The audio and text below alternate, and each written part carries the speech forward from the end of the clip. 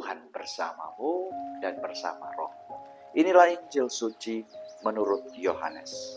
Dimuliakanlah Tuhan. Dan bukan untuk mereka ini saja aku berdoa, tetapi juga untuk orang-orang yang percaya kepadaku oleh pemberitaan mereka, supaya mereka semua menjadi satu sama seperti Engkau ya Bapa di dalam aku dan aku di dalam Engkau, agar mereka juga di dalam kita, supaya dunia percaya bahwa Engkaulah yang mengutus aku. Dan aku telah memberikan kepada mereka kemuliaan yang Engkau berikan kepadaku, supaya mereka menjadi satu sama seperti kita adalah satu. Aku di dalam mereka dan Engkau di dalam aku, supaya mereka sempurna menjadi satu, agar dunia tahu bahwa Engkau yang telah mengutus aku dan bahwa Engkau mengasihi mereka sama seperti Engkau mengasihi aku. Ya Bapa, aku percaya supaya dimanapun aku berada, mereka juga bersama-sama dengan aku. Mereka yang telah Engkau berikan kepadaku, agar mereka memandang kemuliaanku yang telah Engkau berikan kepadaku. Sebab Engkau telah mengasihi aku sebelum dunia dijadikan. Ya Bapa yang adil, memang dunia tidak mengenal Engkau, tetapi aku mengenal Engkau. Dan mereka ini tahu bahwa Engkaulah yang telah mengutus aku. Dan aku telah memberitahukan namamu kepada mereka, dan aku akan memberitahukannya, supaya kasih yang Engkau berikan kepadaku ada di dalam mereka, dan aku di dalam mereka.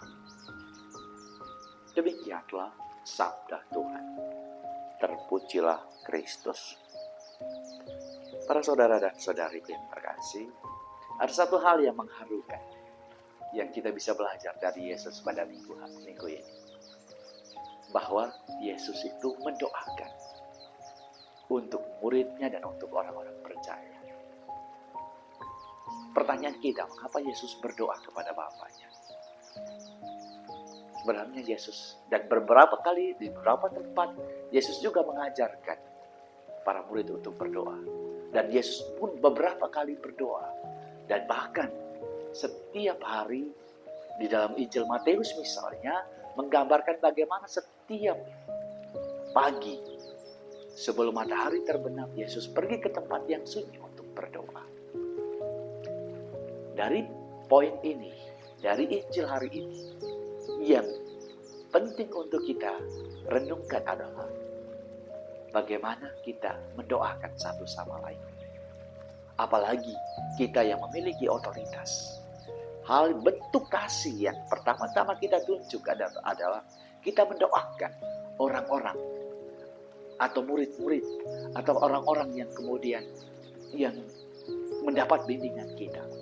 Contoh paling kecil adalah seorang suami, dia mendoakan untuk istrinya, mendoakan untuk anak-anaknya, menyerahkan keluarga kecilnya kepada Tuhan. Seorang istri setiap saat mendoakan untuk suami, untuk anak-anaknya, anak-anaknya mendoakan untuk orang tuanya. Itulah bentuk dari pengajaran Yesus yang paling konkret pada hari ini, bahwa kita saling mendoakan. Itu bentuk sederhana dari bagaimana kita mengasihi. Sebagaimana kemudian Yesus pada hari ini mendoakan untuk mereka yang percaya, untuk juga murid-muridnya.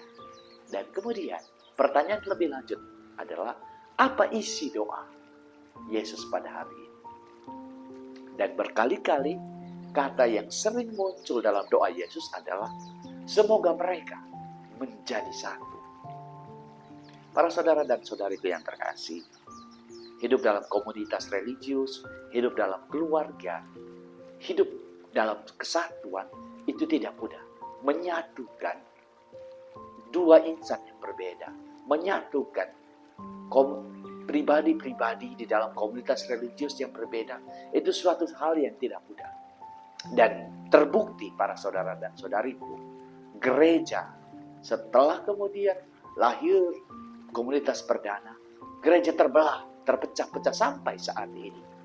Ini membuktikan bahwa memang esensi dari doa Yesus, yaitu menjadi satu, itu menjadi persoalan di kemudian hari kalau tidak disadari. Dan saya sendiri sebagai orang Katolik bersyukur bahwa kita menghayati salah satu corak dari sifat gereja adalah satu. Maka Para saudara dan saudariku yang terkasih, mari kita mendoakan dan mengusahakan kesatuan. Karena itu tidak mudah. Maka, tapi isi dari bagaimana kemudian kesatuan seperti Bapa dan Putra adalah satu, adalah bagaimana kemudian kita taat. Seperti seorang anak, seperti Yesus sebagai anak, taat kepada Bapanya. Bapa yang mengutus putranya. Maka salah satu dimensi kesatuan adalah ketaatan. Taat pada aturan gereja. Taat pada kemudian bagaimana ketika Pastor Paroki berbicara. Taat kepada seruan-seruan kegembalaan dari uskup kita. Taat pada bagaimana ajaran-ajaran yang diucapkan oleh paus kita. Maka itulah kekuatan gereja. Doa gereja. Doa Yesus yang paling mujarab menjadi satu, itu terbukti dalam gereja Katolik. Dihayati sungguh-sungguh dalam gereja Katolik. Maka mari kita dalam hidup konkret kita, dalam keluarga kita, dalam komunitas kita, religius, komunitas apapun, komunitas religius, mendoakan dan mengusahakan kesatuan.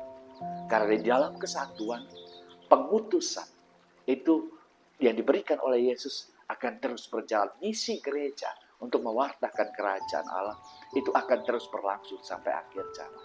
Semoga kita memupuk kesatuan di dalam keluarga kita masing-masing dan memupuk kesatuan di dalam komunitas-komunitas religius kita. Tuhan senantiasa akan membantu kita.